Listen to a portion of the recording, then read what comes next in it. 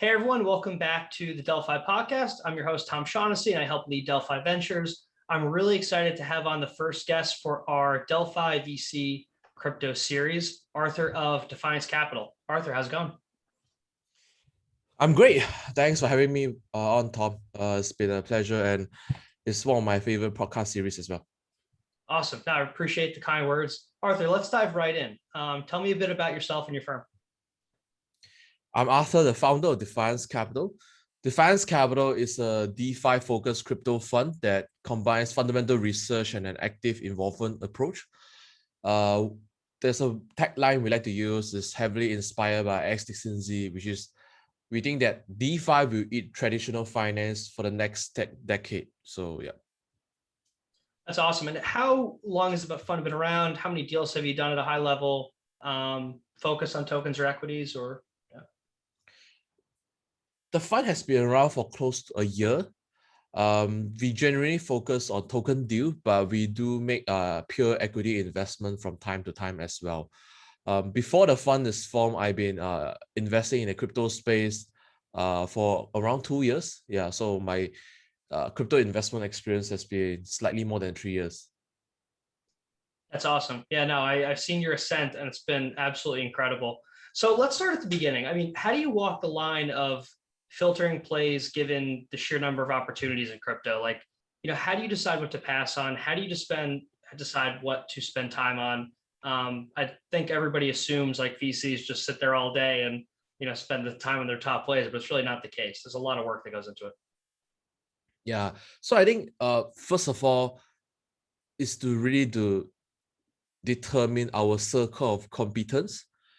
I think there's a reason we focus on the DeFi because we know that in this area we do have an edge and we know how to evaluate projects in this space. So actually, I think we are I think 1 year ago, it's actually quite rare, but we actually do not really make any layer one investment. I think like Polkadot was one of the most popular investment by all the crypto funds. We actually have no dot position. Even for like other layer one like AVAX, Solana, we actually also don't have zero position in all of them. So because we think that layer one is definitely one of the biggest sector in the space, but it is quite hard to evaluate what is the fair value range because there's no consensus. I mean, except for Bitcoin money, where there's a lot more data, you can draw some framework to analyze that. For all these layer ones, it's actually quite difficult, and some of them can be worth like 10 billion without any actual usage. Like actually Cardano is like 30 billion, right? And then you have some that's like 1 billion, and they actually, you look at the active user number, they actually have the same as Cardano. So you actually couldn't really understand why. It's really about the hype and the meme. So I think that is a bit difficult. So that's why we focus on DeFi, focus on your circle of competence. And then within DeFi, we also look at what's happening in the market. You can draw some reference. Like I think to the first phase, we think that the foundation need to be built, which is why we focus heavily on DEXs and also lending and borrowing, because I think that when you look at finance from a first principle point of view, the foundation will always need to be built first. So I think that and DEXs is not something new as well. Like people have been building them since 2017, and then you also gradually see the volume climbing throughout the bear market. So I think that as a result, we think that DEX is the product market fit is proven, but there's still a lot of innovation. So this is an area that we've been focusing on. And lending and borrowing is just a key pillar. Like the reference is also like from success of BlockFi, Celsius, like there is clearly a lot of demand for crypto lending and borrowing services. So these two segment of DeFi has been what we focus on a lot for the larger part of the last 12 months. And then we look at what is the next space that is going to likely be built and get adopted. And our conclusion is derivative. So this is where we've been making a fair amount of investment as well. So I think this kind of narrow down the focus. So I think we do look at other verticals as well, because there are some great founder that always surprise you.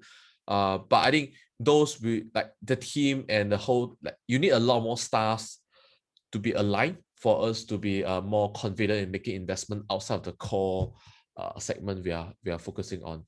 And I think that after spending some time in the space, you kind of develop some heuristic as well to help you spend a better time to filter out something that's not even worth looking. So I think cold approach does work. But I think a lot of time a very resourceful team and founder will know how to land a warm introduction. And that although I don't like it as when I was entrepreneur, I think that it is much more helpful having a warm intro, because that gives some context on your background and all this thing, and I'm much more likely to spend time looking at it as well.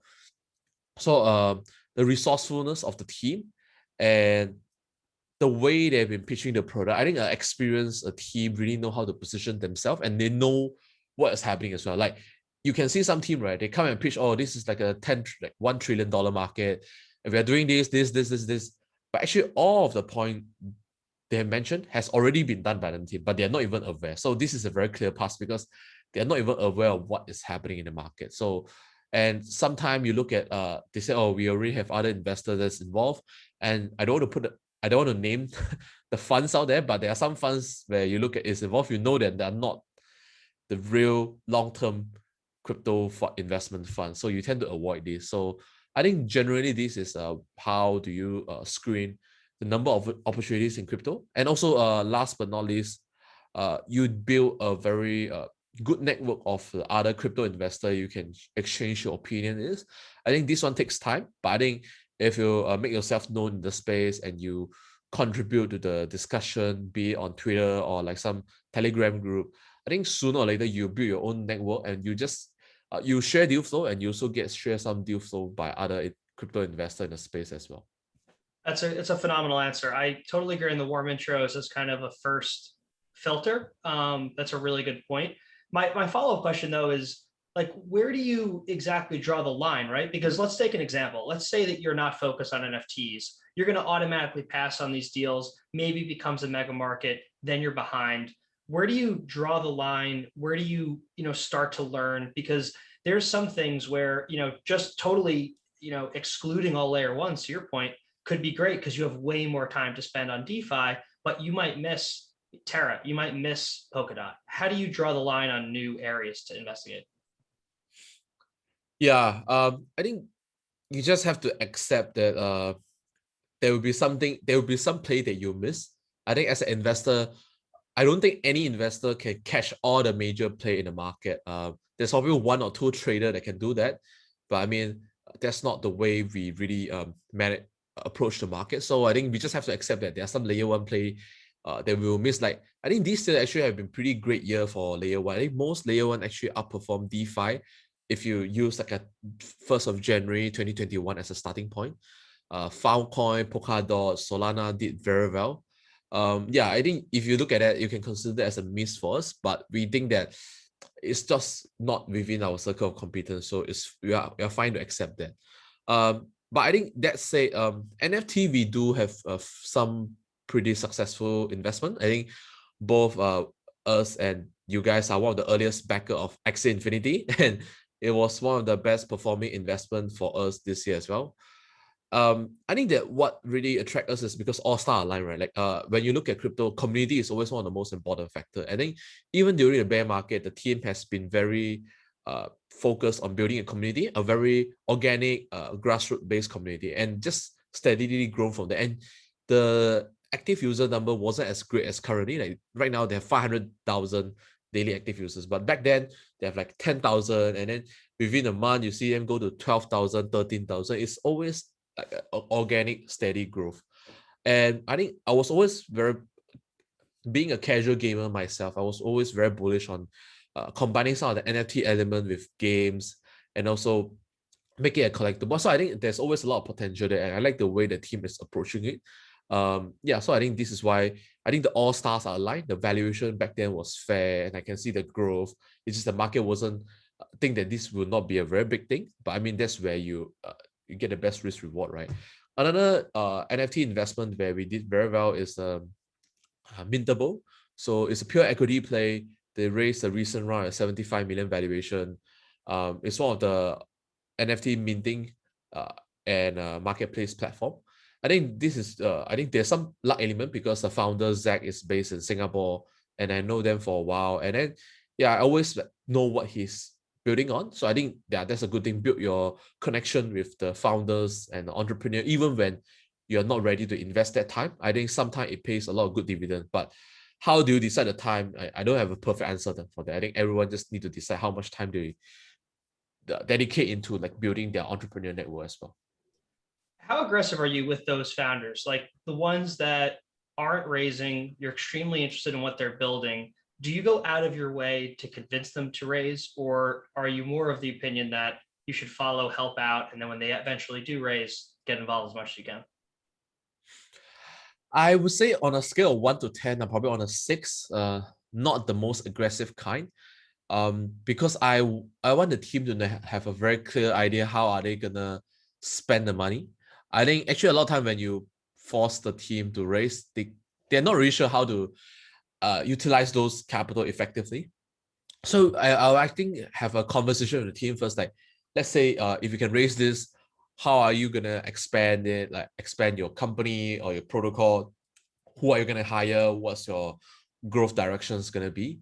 Yeah, so I think we are not the most aggressive, but I think sometimes we will take the initiative to say that, I think in this environment you can raise, and we can definitely help in that regards. Just switching gears a bit, what do you think are the biggest differences between traditional venture investing and VC and crypto? I mean, obviously the community side takes a big part.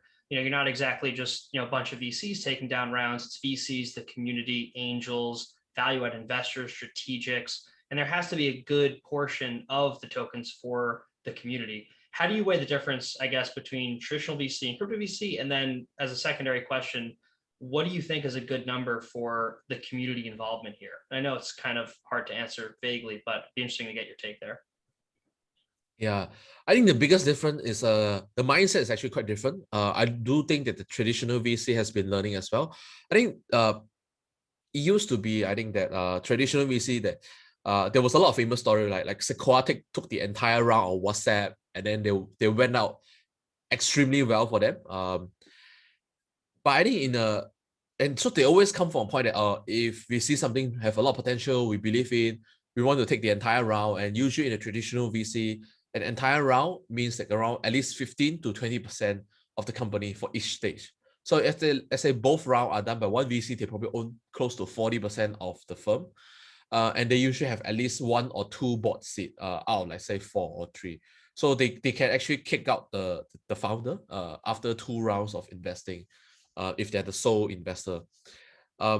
This is a lot less common in crypto. I actually do not know any crypto protocol where the team are being removed by the crypto VC, except for Tezos. There's probably some conflict there, but I didn't follow up in the end, but it was quite messy. It's an old age story. Yeah. Yeah. So I think the power of the team and the founder is definitely a lot stronger. So I think it probably take time to evolve to tilt the balance slightly back to the investor side. But I think it's always a marketing, right? Because right now it's a lot harder to demand all this thing. I think there are some new way to structure around where you have equity plus token warrant. And then I think mostly the Valley team are still, a lot more of the Valley team use this kind of structure where you have equity and the investors still have a board seat, then you have a token warrant. But I think for the other international team, usually like you do a pure SAF deal, so you do not have a board seat. So I think that's kind of the mentality. You know that it's a lot less likely you can be hostile. Although I do think this can be a valid strategy, because sometimes the team are just not the best fit to lead the protocol or the project forward, and you want to install a new team. But I think it's just due to the way, the context and the circumstances, a lot harder to do it in crypto. It's just a reality we have to accept. And I think second thing is I think sometimes there are some crypto fund that have a lot of value to add, and they can cover most aspect of the other funds. But I think there's actually more of the case that this is not true, where you actually benefit from having at least a few other investor on board as well to help in various aspects. So I think the key is to there's no formula around it. Like you want to get to the sweet spot that you have a few backer that all of them have sufficient skin in the game to really help you out, but not too much of a party round where everyone put in 100,000 or 200,000, and their fund is a huge, and then you're just way too insignificant for their fund to even bother spending any resources to help you down the road. So I think usually, let's say you're raising a seed round that's below 3 million, I think not more than 5 good investor, like good funds, crypto funds, and then you probably have another few 3 or 5 angels. I think that is a good number to have. Like if you have too much, and you dilute the round too much, I think people are just not incentivized to help. So I think that's generally how I do it. Like you want to find the right number, not too much of a party round, but you get a few funds that add value in a very different perspective. No, I'm totally with you there. I think the two extremes don't make sense, like having a fund take a whole round or having, a party round with 100 or 200 people, and it just doesn't make sense. I agree with you, having a select group of people who are incentivized, but also add value in different ways where the communication is real makes a lot of sense. My follow-up question for you is just on the community side. Like, what do you think the best way is for a project that you're investing in to both one, incentivize the community with their token? I mean, the goal is to make people rich. Axie is a good example you brought up, but also to keep them engaged in ways where, if they want to say remove the founders, the community has that power, has that structure. Like, what is the best way to get the community involved from a token allocation perspective, but also from a game theory perspective on, for different projects? Yeah, I think it depends on the life cycle of the protocol. I actually think it's fine at the earlier stage for the protocol ownership to be slightly concentrated. I think the investor can probably own between 5 to up to the max of like 20%. I think that's probably the highest it should go. And then the team should own around at least like 10 to up to 25%. And then the protocol treasury can own another 10 to 15%. And then you allocate 50% for the community. And then among the 50% for the community, how do you get into the hand? I mean, the very popular methods right now are liquidity mining. Although I do think unfortunate historical situation is actually so-called a public sale. Actually, I think sometimes it's a good way to distribute the token to the community that value it the most. I think there's a lot of benefit to liquidity mining. I'm the big champion of it, but a poorly designed incentive or liquidity mining program actually end up leading the token being more concentrated because those people with the most amount of capital and resources will just go and farm it, and they'll end up owning more of the token as well. So I think it's really important how do they design the incentivization process. So yeah, I think, and then among the 50%, yeah, I think that if it's possible, I think around 5 to 10% of it can still be done through public sale. If you can't get a coin list, I think the most popular way is to get on various of these auction and ideal platform. So Sushi have conducted, I think, 3 or 4 of their launch pad. I think it went fairly okay. You also have the very popular Balancer liquidity bootstrapping pool as well. I think that has been a very big success because it solved the front running issue. Like the bot can't get in and just take out all the token allocation and pump the price up immediately. So I think these 2 are the most popular method right now. There's obviously other auction platform, but yeah, I think I think Balancer is the most popular one, followed by others. I think Sushi is gaining some traction as well. That's awesome. And Arthur, just switching gears a bit, I want to talk a bit about founders. I'm a huge believer in the founding teams. A lot of the stuff that we personally invest in, we go to great lengths to diligence on the technical side, on the smart contract side, product market fit, strategy, et cetera. But crypto moves so fast that you're really taking bets on founders, right? Like these are the guys that are going to be here full time, 18 hours a day, 24 hours a day, navigating it. How do you size up founders? How do you get comfortable with investing in them? And it would be really helpful to know any red flags that turn you off from investing in a founder. I'm probably gonna get some hate for saying that, but I think first of all, I think that I believe that the number of founders that can be multitasking is extremely limited. So I have a huge preference for founders who are really focused on one protocol or company or project they are working at one point of time. Because I think that especially given the pace of crypto, managing one is tough enough.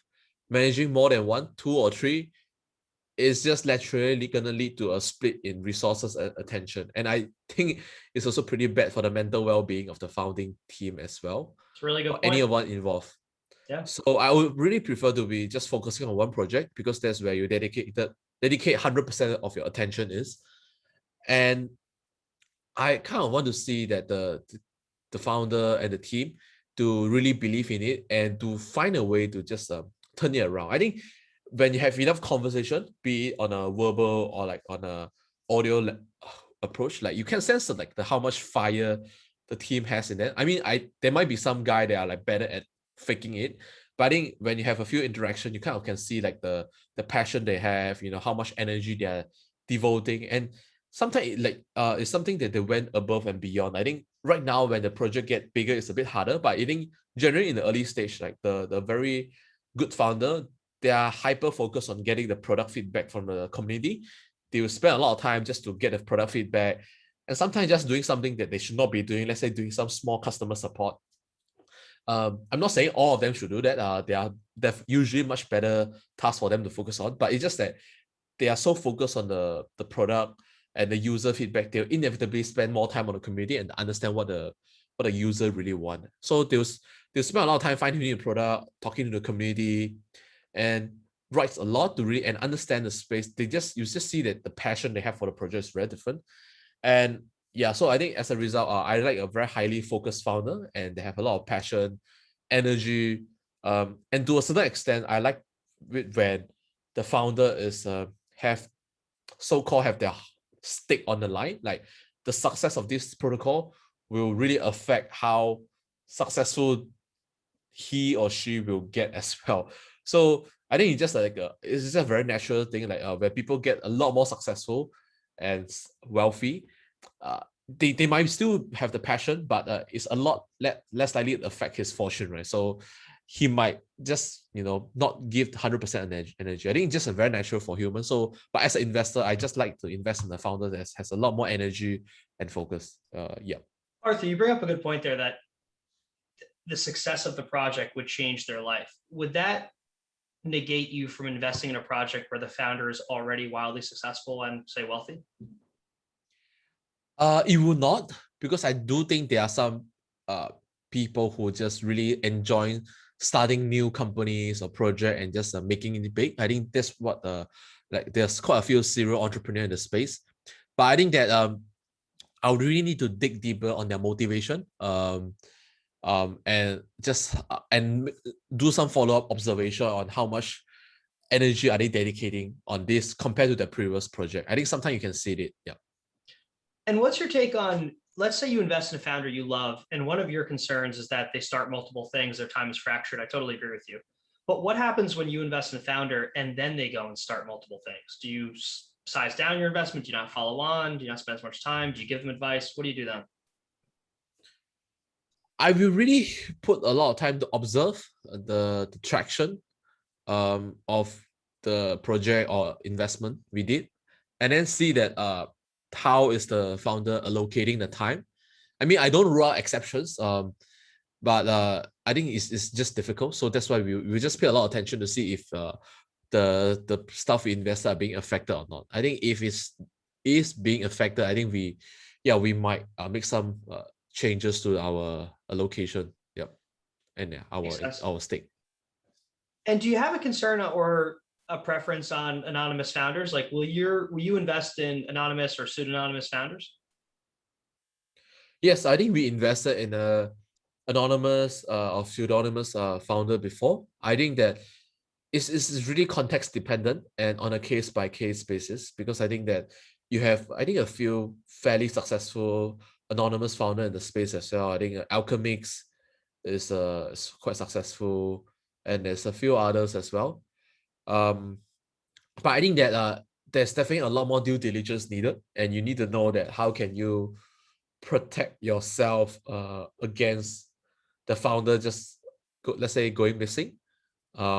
Yeah, so I think that we just need to be a lot more careful on how we can protect against the founder just go MIA and just not doing anything. Yeah, so I think, but sometimes I mean, there are some anonymous that, despite being anonymous, they spend a lot of time in the community.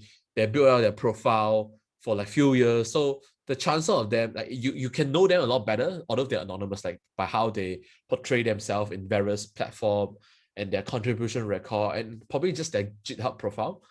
So I think these inspire a lot of confidence. But if it's just come out of nowhere and just or suddenly put a lot of very ambitious claim, yeah, I think these are a lot less likely for us to invest in.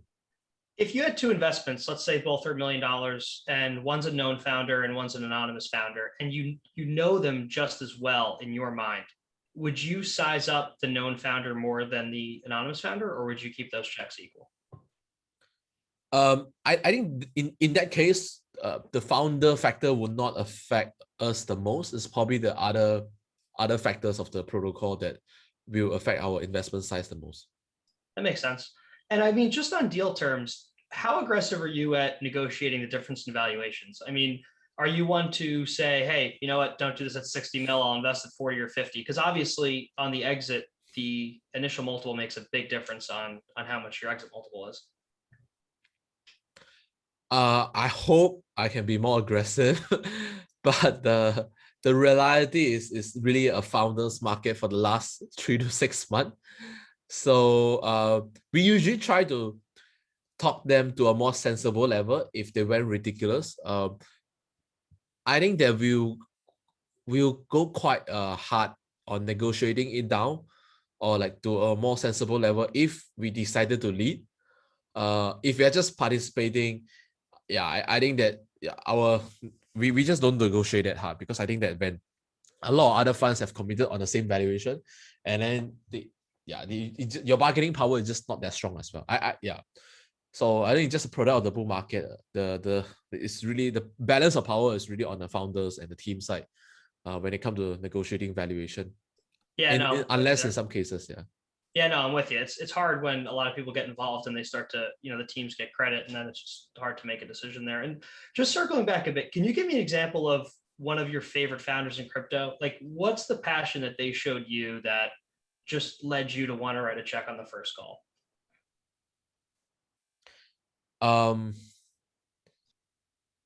Do you want to talk more about like the early stage founder or like the growth stage kind of founders? Because I do think there are some differences as well. No, that's a good point. I'll let you take it whichever way you want. Okay, I think it's like some of my favorite founders are Stani and Kane. I think right now it seems very obvious, right? Because you look at the success of this protocol. But I think back then when I made that investment, it wasn't obvious. So I probably wind back the history a little bit. So I think, okay, let's just start for Kane. So when I invested in 2018, it was a worst, like the bear market. And so how do I make the conviction? Right? Because I spent actually 2 months in the community, just start talking, poking around, asking a lot of questions. And the team actually managed to respond. And I think at the initial stage, my question wasn't the most friendly, like, because I really want to dig deeper on the design and poke hole, like, is this design like a bulletproof?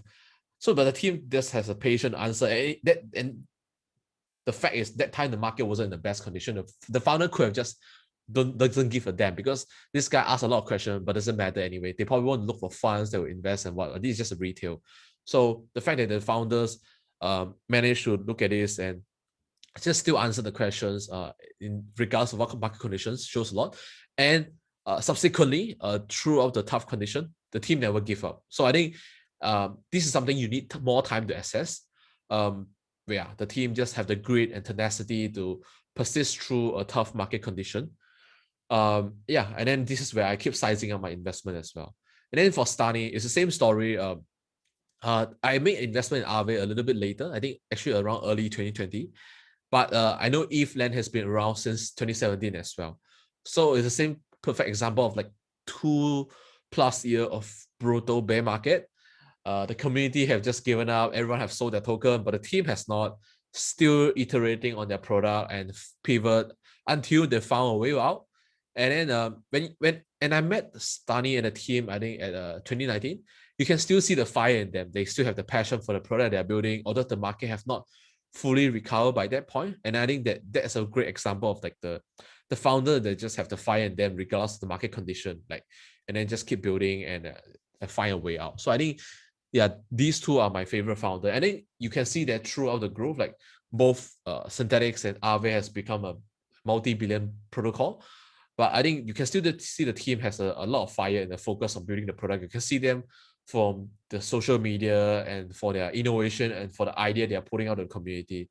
So they still have they still want to grow the protocol to the next level. But for some, you can see that founder is, I don't want to put a name out there, but you can see them being a little bit more relaxed and seems to be focusing a lot more on their other initiative as well. Yeah. It's a great answer about, building confidence during a bear market, seeing founders continue to build, seeing that passion. I totally agree with you. 2018 was not an easy time to invest. And let's talk about the end of your example there. Like, let's say, now Aave and Synthetics are major protocols. Kane has obviously started to step back a bit, let the community take over. That's my understanding. How do you think about founders giving up control to the community? Because I don't think we've actually really seen it happen yet, other than, let's say, Bitcoin where Satoshi is gone, right? Like, how do you envision founders going away while you maintain your conviction in the project and the community, and this actually working out? Yeah, I think that before the founder decided to, let's say, take a more hands-off approach, he need to cultivate a very knowledgeable and a strong community that can partially take over his task. It doesn't have to be one person. It can be a group of people, or it can be part of the other team member that, take a more like a leading role in the team where the founder take a hands-off approach. I think that's fine, but I think that the team or the founder have to ensure that they have managed to cultivate that so that when he step back, there isn't a vacuum. So I think that the fact is the Synthetics put out a blog post, Kane decided to come back and take a more active role in the council, prove that it is actually much harder than a lot of people imagine.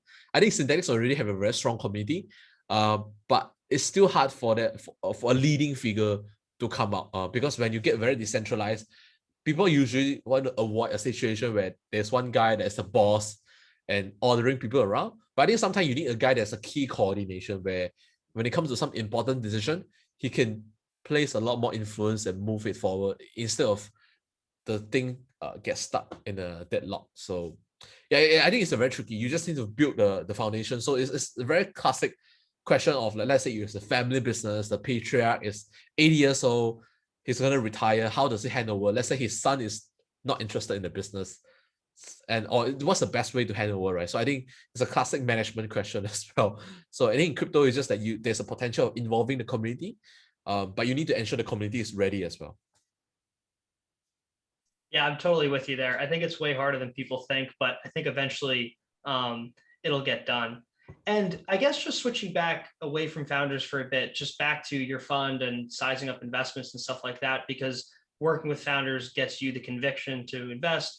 What are your thoughts on concentration versus diversification?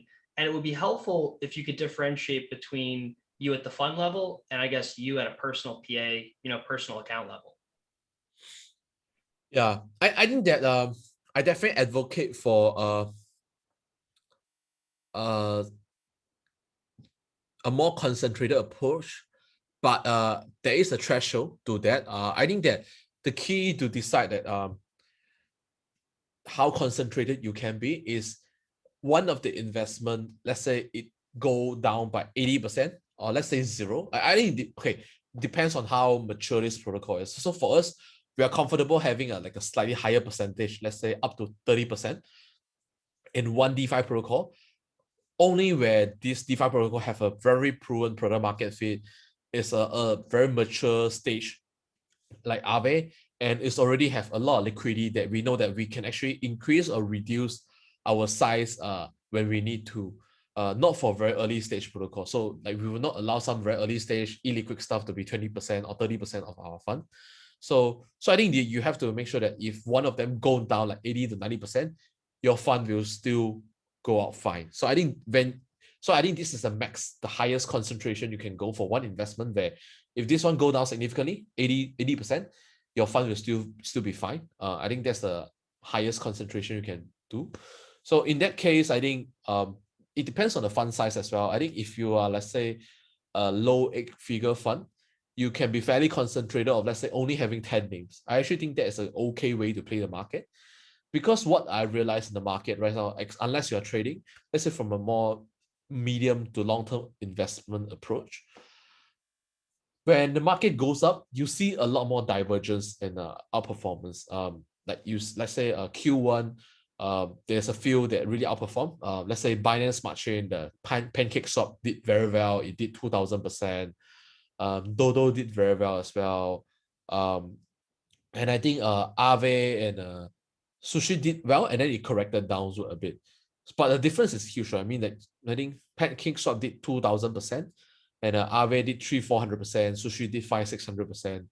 And then there's a few other that did more than 1000%. But actually, they are, I don't want to put a name out there, but there's some DeFi protocol or some other project, they only did like 50 or 100%. So you see a lot of divergence for Q1 actually this year, even though it's a crazy bull market out there. But when the market corrects, the correlation go to 1. So everyone just correct down 60% at the same time anyway. So when you look at the correction, it's not much difference. There's the difference between the 60% correction and an 80% correction. You obviously want to avoid the 80% correction one. But yeah, so I think we do have one that corrected 80% from the peak, which is Alpha, but also Alpha did very well during Q1 as well.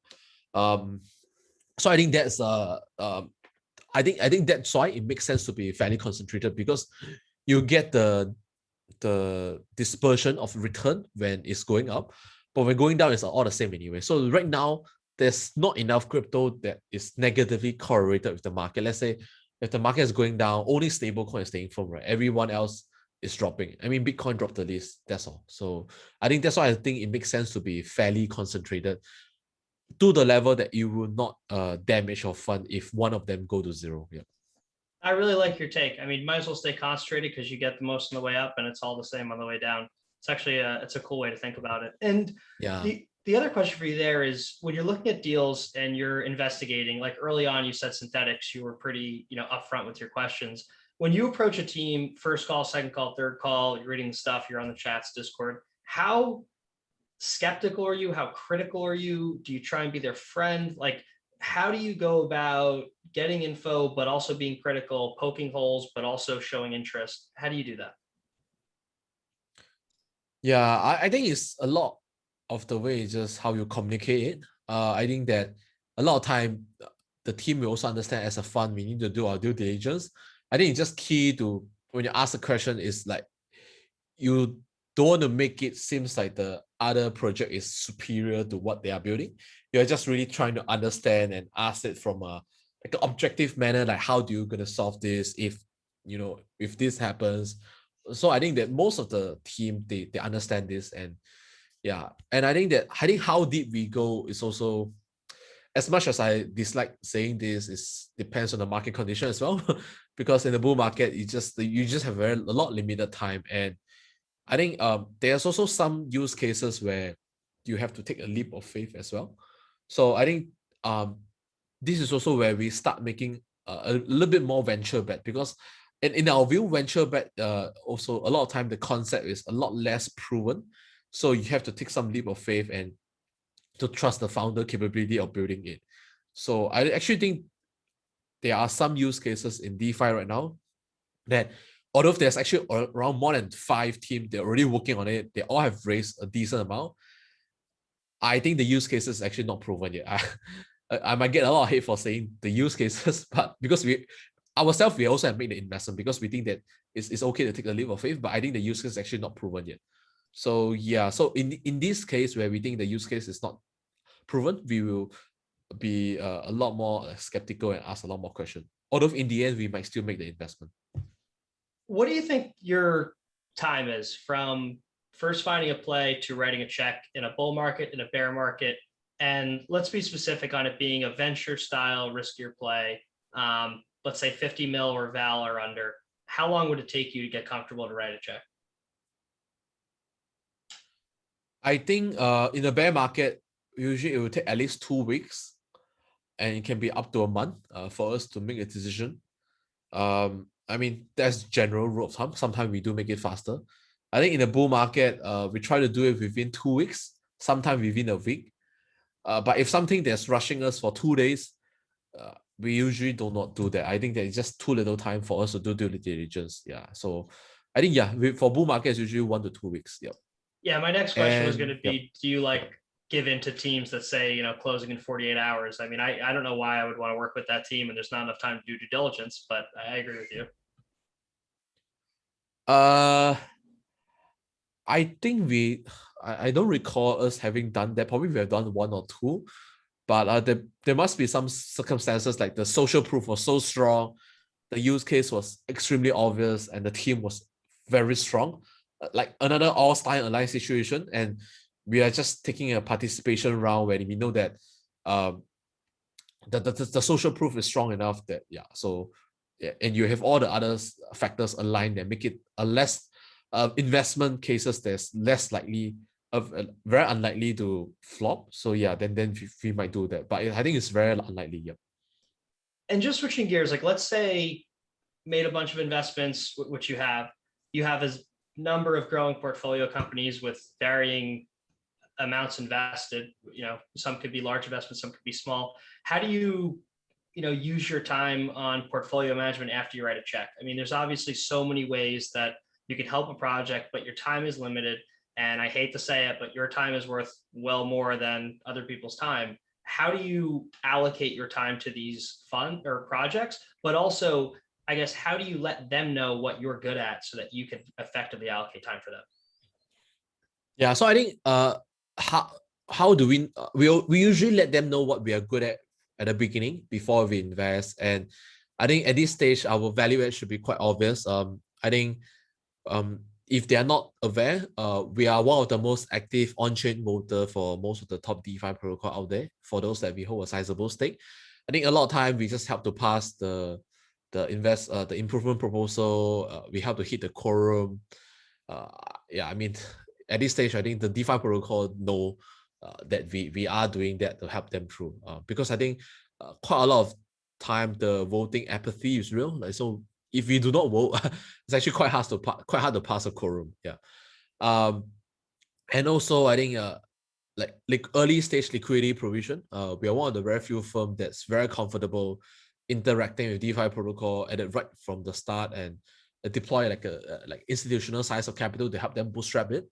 So this is the value that we bring, and obviously to the governance and token design as well. So so I think right now it should be fairly known what we are good at. And how do we determine the time?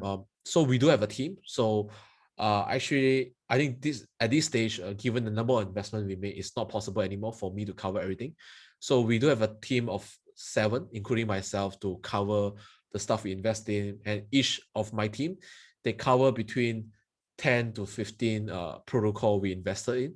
So how do we decide the time? I think it's just really we also depends on the protocol how much help they need. I think some team are pretty good at doing their own thing, and they only need it when they need the help. They will ask. But some team, they appreciate the investor reaching out to say, what can we do to help. So I think it depends. Some team that like it, we have like a bi-weekly call, monthly call with them, sync up, and then have a to-do task. What can we help? Then it's part of our to-do list. Some team, we only have a call when we need to, and we need to check out what's going on. Yeah. So I think it's pretty case by case basis. Usually, I think the more mature team need less help, so we have a little bit less this kind of like an active discussion. Yeah. That's awesome, Arthur. All right, cool. We went through all the operational stuff. Now I want to get into the fun stuff. My first question for you on this side of things is, I guess, what's the best advice you've ever gotten from crypto founder, one of your mentors, et cetera? And I guess, what do you think, in your opinion, is the best advice that you've ever given someone in crypto? Wow, that is tough. I think for crypto, I think my biggest advice is just to have the persistence to survive after you done your homework, you make your research, and sometimes you just have to believe in something if you have done your research and you know that this is the right thing. So I think, and you do not get too carried away by what is happening on the market. You need to walk a very good balance between absorbing the info the market is giving you, but not being carried away by the current emotion of the market. I like that. No, I totally agree. And switching gears a little bit again, my next question's on just mental health, taking breaks, taking a vacation.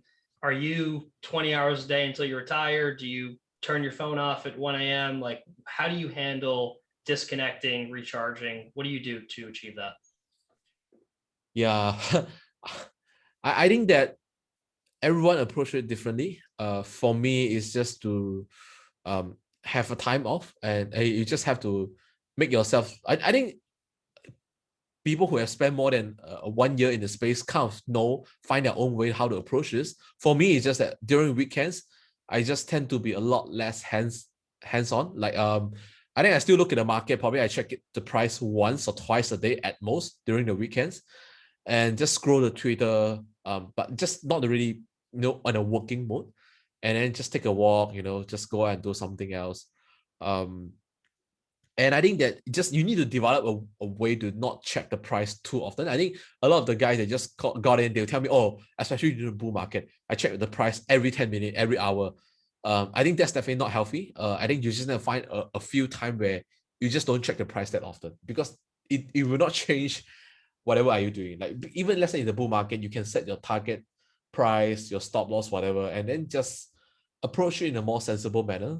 I mean, although I think that there will be some time where you're more intense. Let's say I think all of us remember the DeFi summer period where if you miss out for 1 or 2 days, you miss out a lot. So I think that time I was a lot more intense, but then I scaled down the intensity gradually over the time. Yeah, actually I think So I think you just have to find some way to be not to be attached to whatever happening in crypto all the time. Yeah. It's a really good point. Yeah, and I also slow down a bit on the weekends, as my team probably notices. But the other side of things, just on the cash basis, do you ever have a high percentage of cash in the fund? I mean, I feel like there's always something to play. There's always a place to allocate to. You can always go short. Like there's always a way to take a view on the market. How much cash do you ever have at a max, and how do you think about that? Um, I think so far since the fund was formed, the max cash position we have is around 20%. Theoretically, the highest we will go is probably around 60%. Because I think that no matter how bearish you are, you still need to take into account that crypto, the upside usually significantly outweighs the downside, because the upside can be like multiples, like 10 times, 20 times, but the downside, yeah, you can go to zero. So even you are super bearish, it still makes sense to maintain some exposure. So in case there's some positive element that surprise the market. So I think probably 60% cash is highest we will go. And highest if we ever go is 20%, because I think since we started investing, we invested from a bear market. And the bear market, you want to be 100% deployed actually. It's counterintuitive and you never know where the bottom is. But I think that when you have sufficient confidence, you just have to go a little bit more aggressive, and then be quite fully deployed at the bottom, and then slowly take profit and have a higher cash position as the bull market goes on. So I think so I think this is how we play it. But I would say myself, because I'm more of a optimist at heart, so I always glass half full kind of person. So I always see a lot of positive things. So I think our cash percentage traditionally has not been that high. Yeah. So a lot of time we are just quite invested. Yeah. Yeah, no, ours is neither. There's just too much out there, too many opportunities. And I mean, following on with that question, I'd love to get your view kind of on markets, but also like at a macro and a micro level. Like I'd love to hear your take on, where you think we're going with global markets and how that affects crypto. And I'd also, if you want to take it the way of, where we're going with Web3 and DeFi and stuff like that at a micro level, that'd also be interesting. But I'd love to kind of get your opinion on what the end state for crypto is. Like, do we actually put Wall Street out of business? Does crypto take over the world? Like, what exactly is the end state in your mind? Yeah. I think that again, this is a very fluid situation. Um, yeah, it depends on how the world evolves. It's just like, okay, it's not related to crypto, but look at COVID, right? I mean, back then, I think the situation might be able to manage if all the countries took COVID a lot more seriously at the beginning, not when it's too late. So I think that there's a very critical time element back then that the countries that prevented it, took it a lot more seriously at the beginning, managed it a lot much better. And the country that took vaccination a lot more seriously also did much better right now at the second or third wave as well. So there's obviously a lot of the time element and the fluid situation there. So I think for crypto, I think the end stage is really to become an alternative approach to the current way it's being set up. So let's say for the DeFi side, it's like an alternative way of managing your finance, be it on a personal level or to the corporate or institutional level. Like it's just a different reality that is being presented. Whether it will succeed or not, I think there is a very high chance it will, but I wouldn't say it's 100%. Yeah, so I think that this is the alternative approach that our space is trying to present. How much adoption it ends up getting, it depends on the effort we put in. Also depends on how hard the establishment push back and how much the neutral player, how much are they adopting it. So I think that there's a lot of factor in place. So I think right now, I think our side is doing quite well in the pushing the innovation and the product adoption part. I think you also see quite a lot of interest from the neutral player to adopt this technology. But I think that the pushback is actually getting quite strong. I think for the DeFi side, the most obvious one is the FATF guidance. They delay to the October, but based on the current version, it was definitely not the most friendly towards the DeFi because they basically want to put DeFi on the same bucket on a regulation as the centralized crypto company. So that will make it extremely difficult. And then on the Web3 side, it's also a alternate reality where instead of all the data are being controlled by a centralized Web2 company like Facebook, Google, we have Web3, like all the identity is like individually owned. I think that one is even earlier than DeFi because a lot of the basic pillar is not ready and adopted yet. But yeah, so how we will get there depends on how successful the sector is in pushing there and how much pushback we get. Yeah. What do you think happens in a situation where governments take a very aggressive stance against crypto beyond like the China ban news, the US government hates it kind of stuff we've seen in the past? And do you think crypto, survives? Do you think this is going to happen?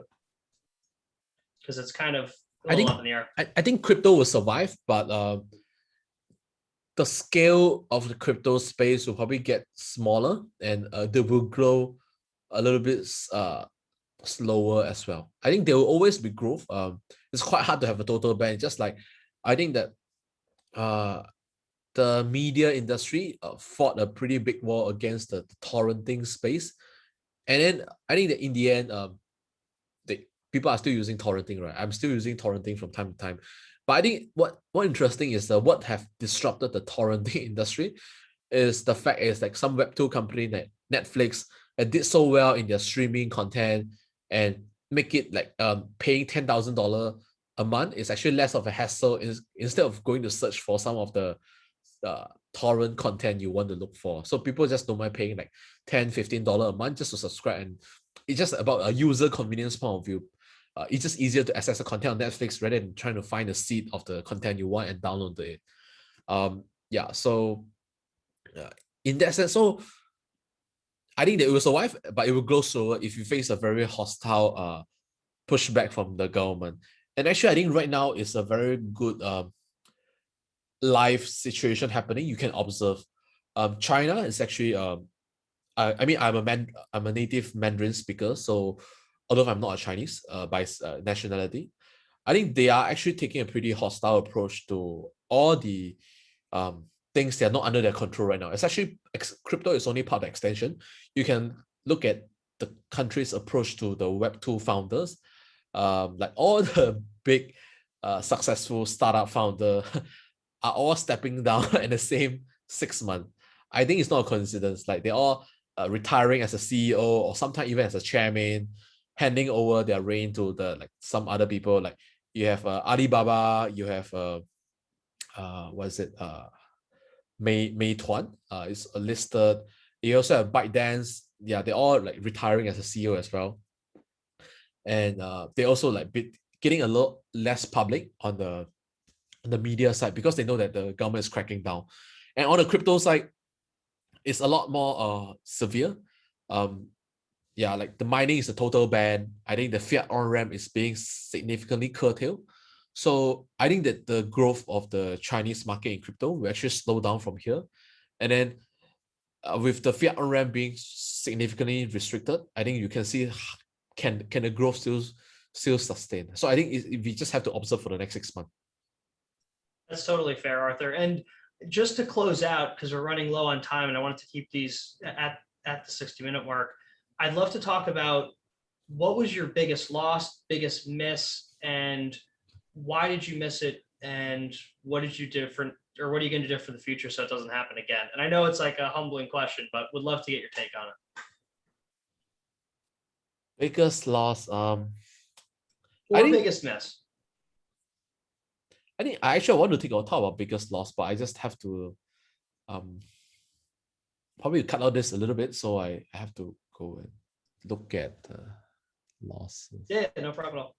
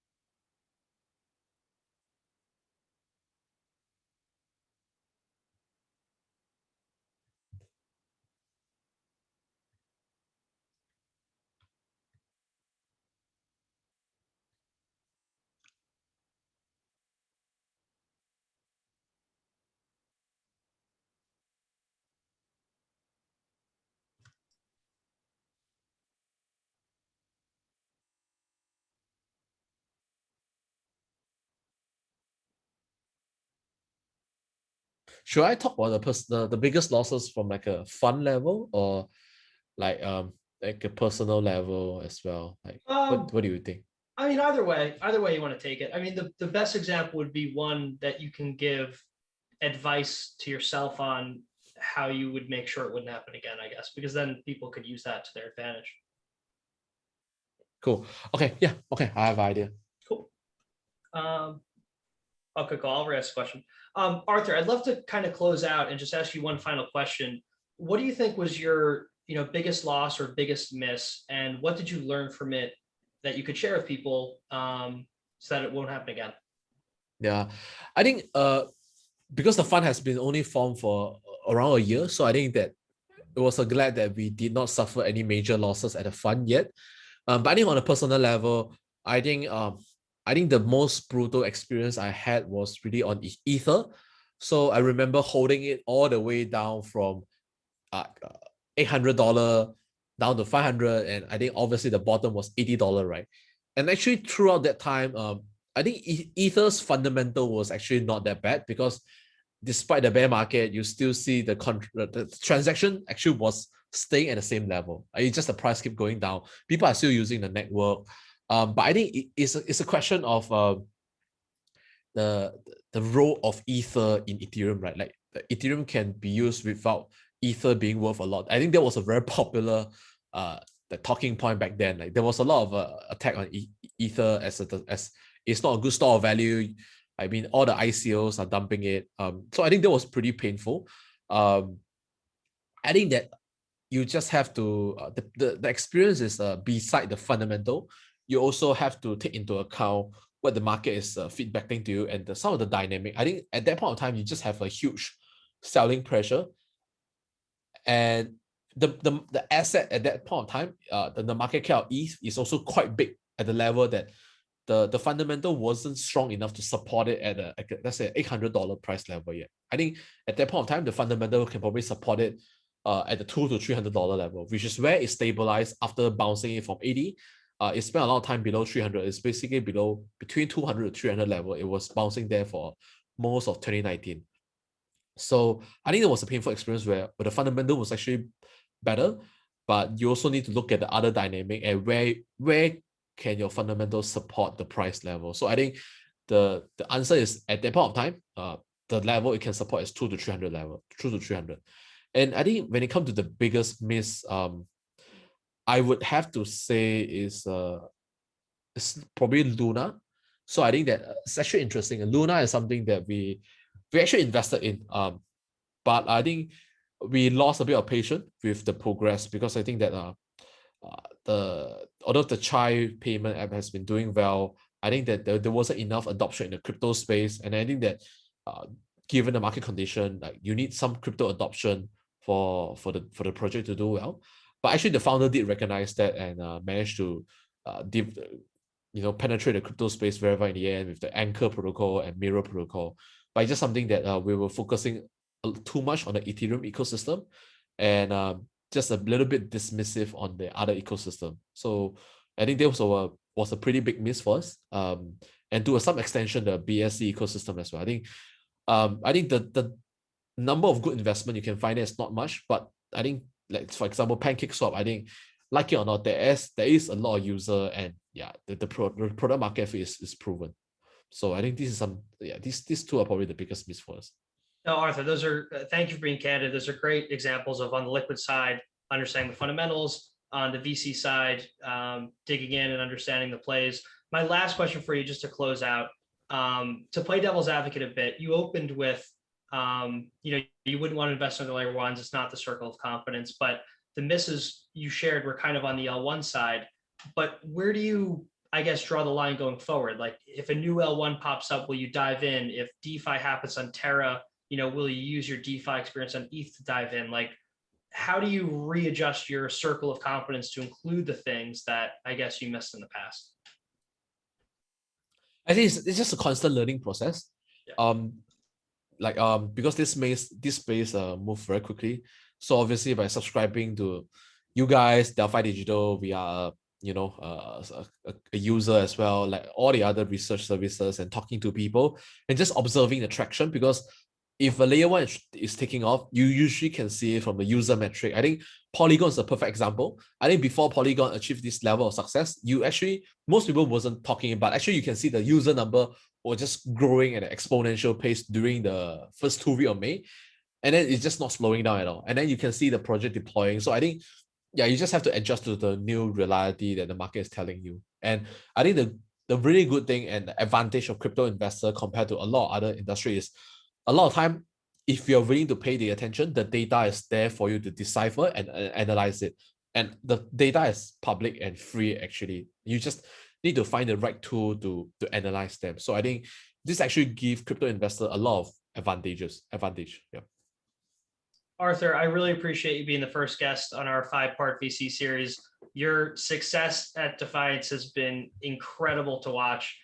For those that know how much damage you've done, it's been incredible. And I appreciate our chats and learning so much from you. So really appreciate you coming on. For those who are looking to follow Arthur, I'll share all of his links in the show notes. If you're not following him, you should be. Arthur, thanks again so much for coming on. Thank you for having me, Tom. It's a pleasure.